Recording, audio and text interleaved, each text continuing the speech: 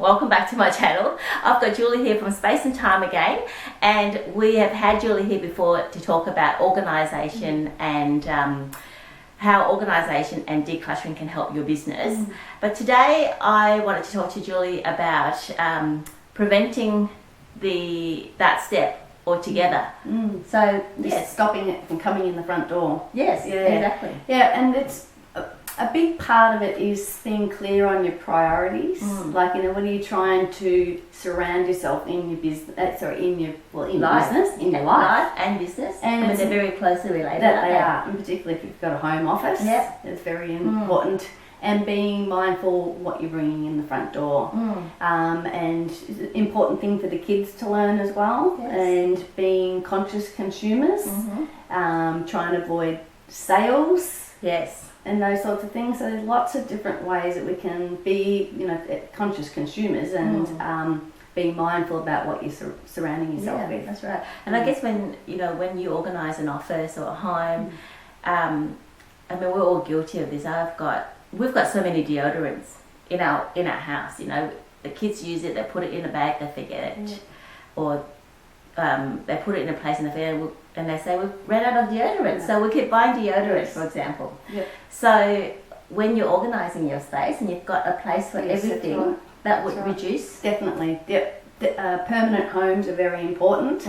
When you said about the deodorants, I was thinking of all those pens that go missing. Yes. And socks. Yes. Like, they must go somewhere. One single with socks. Single, yes. Definitely. Particularly the kids.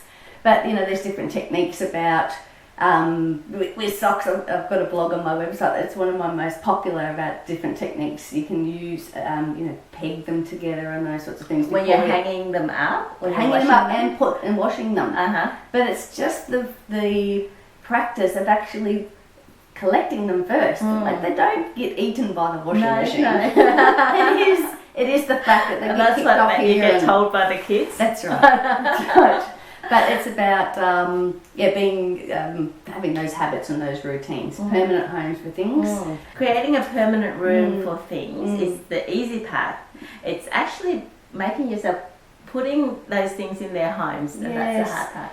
Yeah, that's a good question, because I don't have any trouble with that myself, and often helps if you've got it labelled. I mean, sometimes it's a little going a step too far, but it really does remind you. And if there's this empty space in that spot that it says deodorant, and you go, that's deodorant. Right. Correct. So we all need reminding, don't we? Yes. Yeah. And I've got another client that's very visual, so she labels everything. Yeah. She walks around with the label maker. I was visiting her recently, and she almost doesn't even need you. No, she's pretty good. Yeah. She is very good. But we had lunch together, and we put my leftovers in the fridge, so she stuck a label on my drink bottle, so I wouldn't forget. So just some of those visual clues on where to be able to remind yourself to do it. And I think that is really what the label is, or a container, or a basket, or a little box. It's just that visual clue. Yes. Yeah. Yeah, it gets hard when you're living with teenagers, because I've got a teenage daughter who come into my wardrobe and she tries on 10 different outfits of mine and then just leaves it on the ground. That's very naughty. Yes, that's very naughty. Yeah.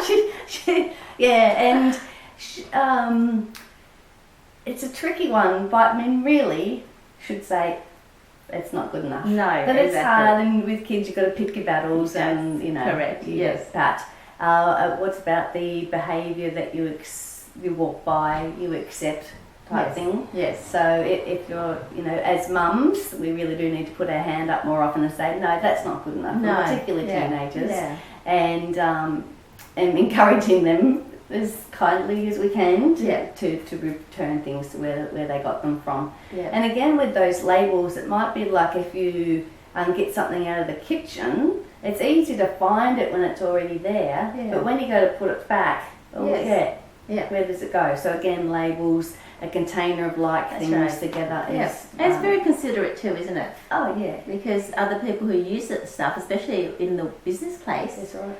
You want to be able to go there and not waste your time looking for things. It is a huge time waster, and it's just so frustrating. I'm not a naturally organised person. Right. I would rather just stuff something in the cupboard.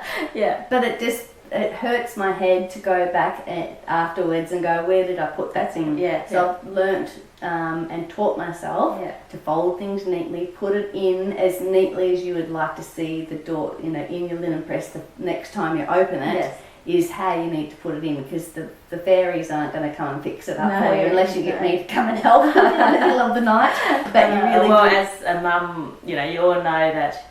I mean, the kids and the husband sometimes thinks that there are fairies around, aren't they? Yes. Yeah. And it's making everyone aware that the fairies are not That's right. there. Yeah. And everyone needs to pitch in. Yep. If everyone wants a tidy place to live in, then it's everyone's job to pitch in and to put things in the right place. Different back in the day when the mums were home and that was their job. But mums and dads are often out of the house just as much as each other now, so it is everybody's job, and it's just great skills for the kids to learn themselves, so that when they go and live with their partner or their friends or shared house and those sorts of things, so they can. And I think having a business at home, people tend to underestimate how busy I actually am and think that I am at their beck and call. Yes. It's just respectful Definitely. to put things back and not to expect that someone else will come behind you and clean it up. Yeah. So I think it's practice. It is practice. To get things back to where they should be. Yeah. And as I said, don't be afraid as the parent, or even as a big brother or sister who's things are being borrowed. Yes. That's not good enough. No. Come on, that's. Yeah. So how did you start this business? I'm an executive assistant by trade, so helping others get organised and be organised in a work environment obviously is what my background is, and I started the business 5 years ago. Wow. And in the last 12 months been working in the business full time, Monday to Friday. Yeah. So when did you become full time?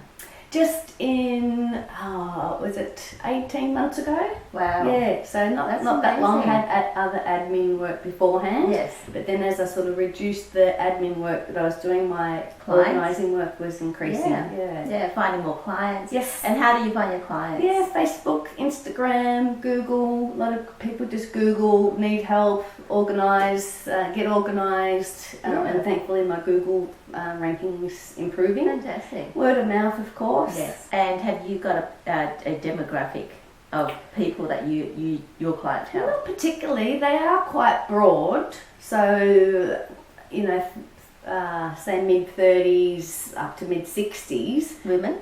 Women, yeah. But I do sort of target, as I said, working mums. But that's not to say I don't work with men as well. I worked for 2 hours this morning with a stay-at-home dad. Okay. Yesterday I was in a garage for 2 hours with actually he wasn't there. I was doing the work and he'd come out and help sort it all out.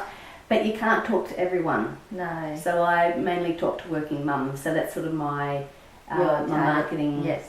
The target audience. My target audience. Yeah, that it's good is fun. Very inspiring to even hear that you've built a business from this. Yes. And I guess it's not overnight. They say that an overnight success takes about 5 years. That's it. We've got it just perfect then. Yeah. Fantastic. Yeah. Well, thank you so much. It's been lovely talking to you. Yeah, you too. Yeah.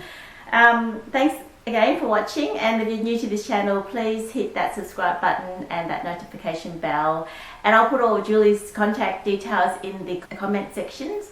And if you have any questions, I'll also link your social media profile onto that and connect with Julie directly. Perfect. Thank you. Thank you.